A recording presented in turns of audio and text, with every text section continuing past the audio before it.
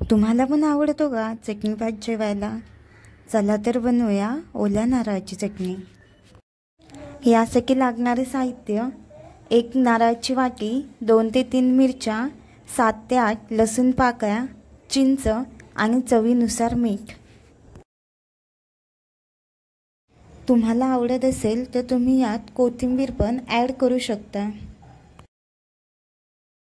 सर्व साहित्य मिक्सरच्या भांड्यामध्ये घालून घ्यायचं आहे।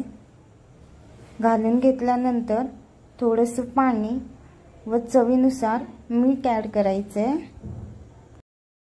यानंतर हे सर्व साहित्य आपल्याला मिक्सरला लावून घ्यायचं आहे।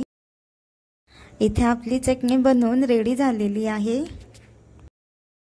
ही चटणी तुम्ही भातासोबत नाहीतर भाकरीसोबत खाऊ शकता।